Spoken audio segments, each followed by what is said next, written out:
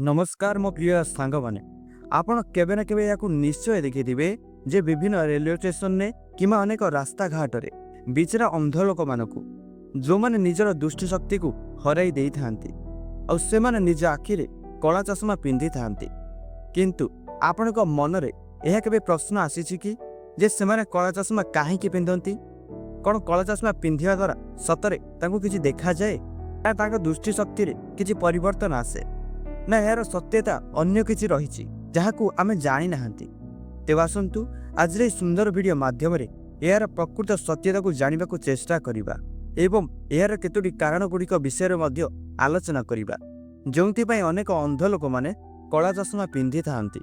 यार प्रथम कारण होउछि तीव्र आलोकरू आखि को रक्षा करिबा पाए।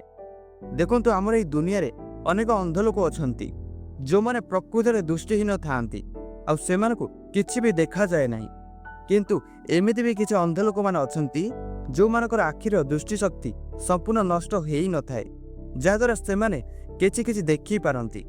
ई अंध लोक माने निजर अवशिष्ट दृष्टि शक्ति को न हराइबा पई तीव्र आलोक निजर आखि को सुरक्षा पाए सेमाने कला चश्मा पिंधि थांती।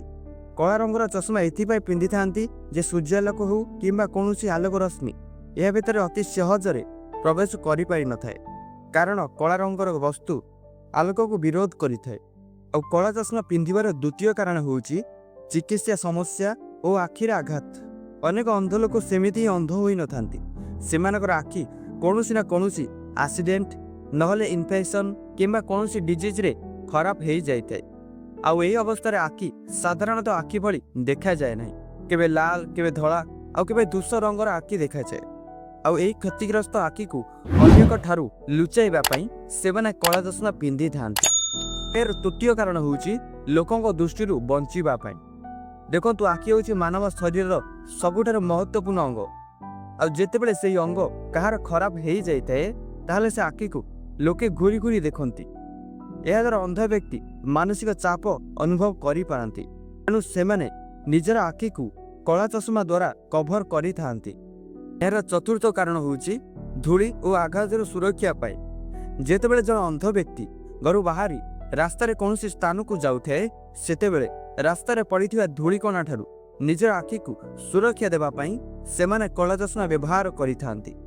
एहार पंचम कारण होउछि निजे अंध बोली समाज को जणाइबा पई।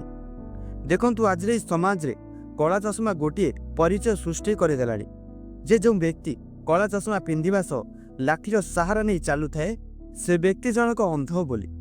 आ जेतेबेले जन मनुष्य एपरी अंध व्यक्ति को देखे से तुरंत ताहाको साहाय्य मध्य करिथाए। एठारे आपणक मनरे एही प्रश्न आसुथिबो जे अंध व्यक्ति केवल कला चश्मा एवं एक लाठीर सहारा नहीं कौन तार जीवन काटी पारिबो।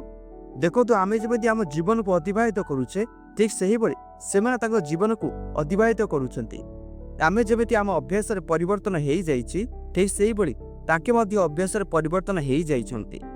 केवल फरक एतिकी आमे जेतिकी मात्रा रे सबु जगह रे सुरक्षित अनुभव करिथाउ सबु जगह को जाई परिथाउ सब किछि देखि परिथाउ हेले से अंध व्यक्ति माने सेतिकी करि पारि नथांती। सेमानको सहारा आवश्यक आउ जदि संभव आपनको आखि सामने रे जदि कोनोसी भी एमिति अंध व्यक्तिर सहाय्यर लोड़ा थाए ताहाले ताकू निश्चय सहाय्य करंतु। ताकू रास्ता पार कराई पारिबे सठिक रास्ता ताकू कहि पारिबे एइबळे अनेक जरिया रे आपण ताकू सहाय्य करि पारिबे। गोटे कथा भाबिबे जे आमे जेमिति मनुष्य सेमान मध्ये जण मनुष्य आम पाखरे जेतिकी भी शक्ति अछि ताक पाखरे भी सेतिकी लुकायित भावे शक्ति रहिछि। आमे जेउथिरे भलो करि पारिबा हुएत ताके सेमाने से काम करि पारिबे नै किंतु सेमाने एमिति किछि काम जानि थांती सेमानक मध्य रे एमिति किछि लुकायित भाव रे टैलेंट रहिताए जाहाकू आमर आखि थाई आमर सबु अंग भल थाई मध्य आमे सेतिकी करि पारि न थाउ। तेणु सेमानक सम्मान दियंतु सेमान सहाय्य करंतु। तो आज रे वीडियो रे आमे जानिले जे अंध लोक माने कला चश्मा काहे की पिंधंती एहार सत्यता विषय रे। आ जदि आपनकू ए वीडियोटी भलो लागि थाए ताहाले लाइक करिबा सह 5 जन को ए वीडियो निश्चय शेयर करंतु एवं ए चैनल को सब्सक्राइब मध्य करि दियंतु जहाद्वारा एहिपरि अनेक कथा आमे जानि परिबा जा हमकू जानिबा सतरे बहुत जरूरी। धन्यवाद।